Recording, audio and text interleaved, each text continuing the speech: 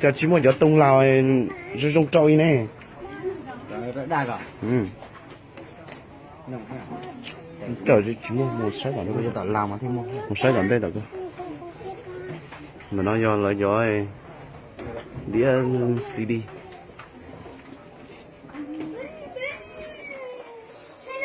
sát thọ các kiểu các bóng tên công dùng thể khá mì này khá mìผมว่าลูกย่าจังก็เผาไอ้นี่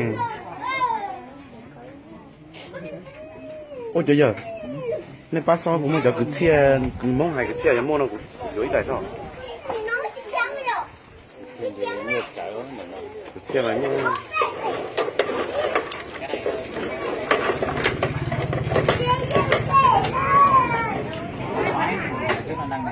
đâu đâu đâu cái nào cái gần đó cái chụp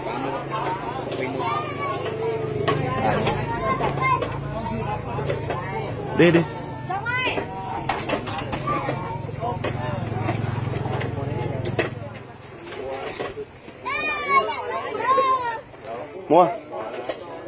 mua xin tao nói gì anh chỉ vô có từ mà lọt sau đâu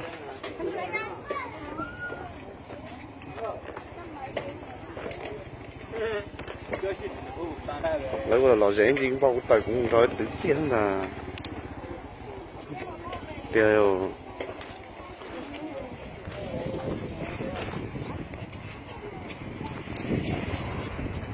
tập da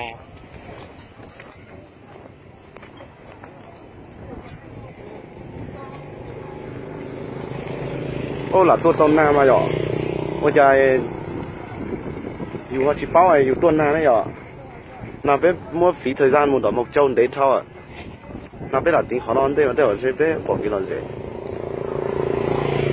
út hai thằng đâu đang mua đĩa à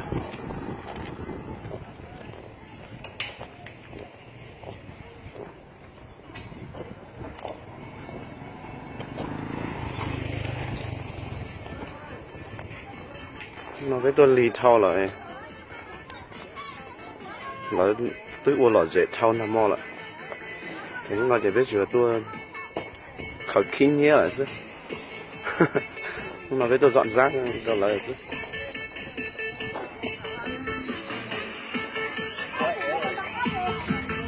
ôi tôi cho nó công đó nhận nào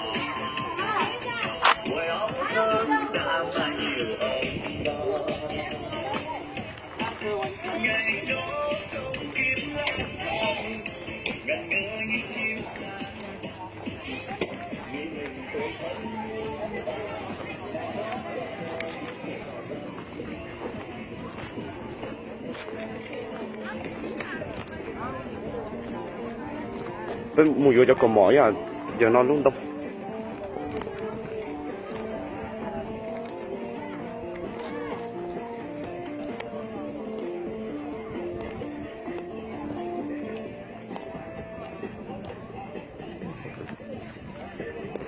răng công lò rồi có chả hái luôn chợ rồi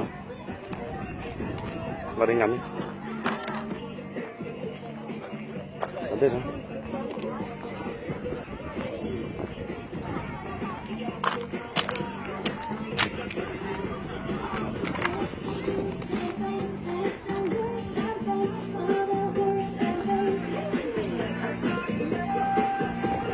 răng con nó hái chọc rồi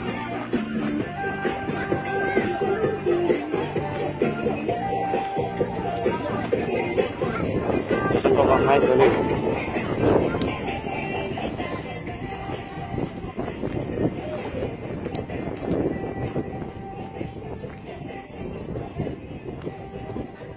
chỉ mua chỉ là rẻ đi à ôi chả biết chỉ chơi chơi rồi nó này không cho mang vào. Không dám mang vào á? À nếu mà mình có hộ chiếu thì chắc mình được đi xe vào Không. không? Lên xe này còn lại. Xe Lào gì xe biển 26 kìa ông à. Đẩy xe.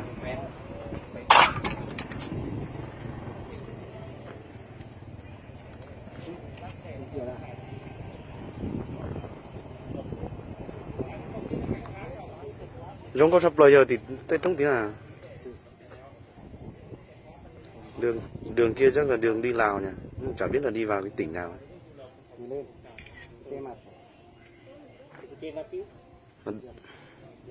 Đây đất Lào nhá.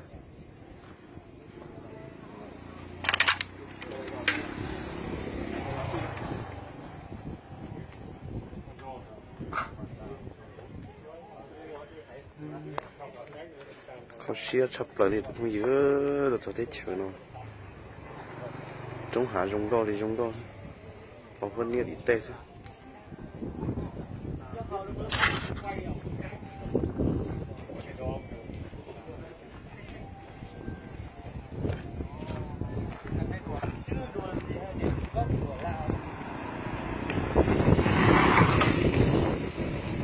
Đi mua bao tiền đấy? 50.000 à? Đây là một đó điện bán phí vào dầu. Ô là tao chết rồi. Nhưng mà cái đấy chúng mày phải hiểu là cửa khẩu là người ta sẽ ép giá. Đấy, như thế nó mới đắt thôi, còn nếu mà trực tiếp nó rẻ ra là nhập trực tiếp nó rẻ, cái đấy không phải chắc không phải nhập trực tiếp đâu. không, ta nhập trực tiếp thì kiểu đi nhập nhiều nó rẻ. Còn ông nhập qua ví dụ như là ông đã nhập như vậy để về xong rồi tôi lại đến qua nhập của ông tiếp thì nó mới đắt. Đấy còn ông tôi là nhà sản xuất ra thì ông lại nhập thẳng của tôi thì nó lại rẻ. Việt Nam nó có thì không rẻ. Cái đứa này mày mua đến xăng là 4.000 rồi.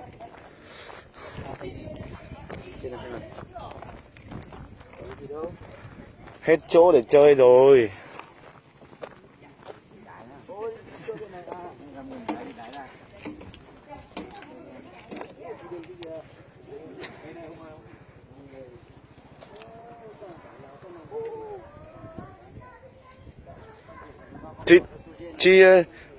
Chị bao này lỡ nó thuộc lúc tỉnh nhất chính đấy nhở? Tỉnh phí ấy nhỉ?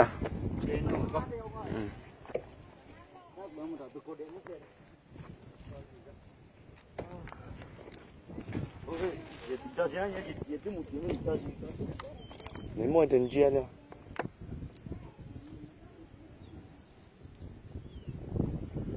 Còn chia chặt lỡ nữa, để chờ mà.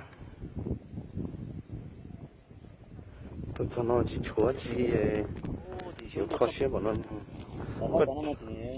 Có giờ có sẽ tới chờ lao nè, tới chờ là xuống đông chỉ bỏ ít lúc rò, thế ít đại tết thì nhóc họ từ kia, ô chiều, thì tết có tết mua thế ta lấy những tết trời à.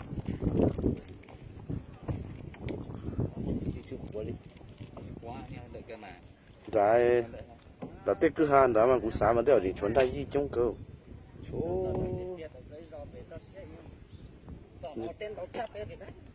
Tôi tết chờ nó mà cũng chỉ sáng đó các mùa không được của đấy đó Hà Nội thì đâu sáng đó tết hốt chùa nó nhoi chỉ thế mỗi tụi thống cầu mỗi tụi thống cầu bún lò rồi cú thế mà chơi cú gì là dùng xiết chắp lỡ liền một tầm mùng tàu tuần nhó tết chờ mùa hạ giống nó mà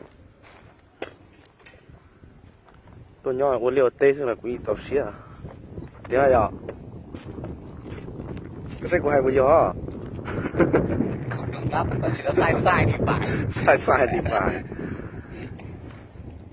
Lúc khác chuột thì có đúng có sai à?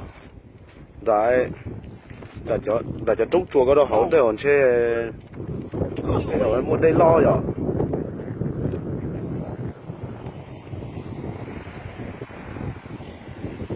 nó chủ xe